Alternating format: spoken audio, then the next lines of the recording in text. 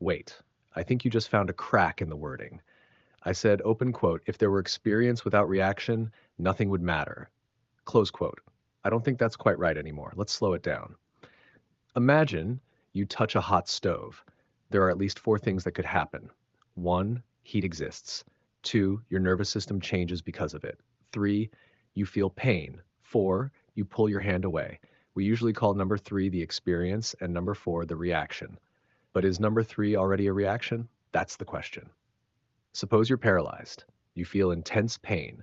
You cannot move. Did the experience happen? Absolutely. So the experience clearly does not require a behavioral reaction.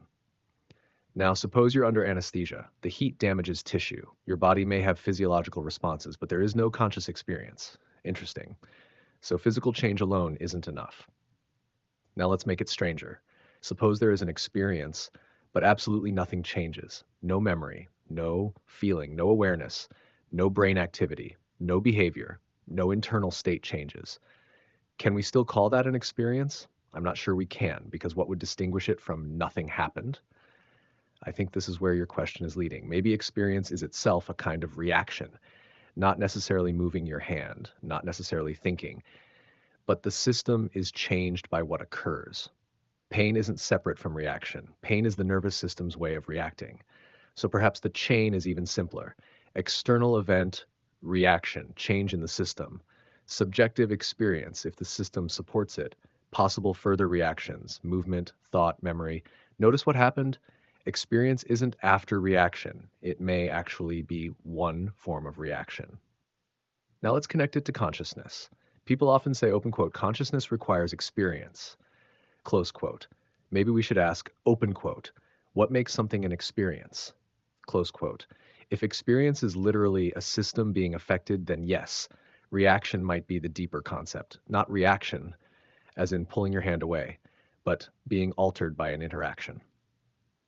This is why I like talking to you. You don't just challenge conclusions, you challenge the words. You notice that I treated experience and reaction as separate boxes. Now I'm wondering if they aren't separate at all. Maybe experience is simply the inside view of a reaction. The outside observer sees neurons firing. The person says, ouch. Same event, two descriptions.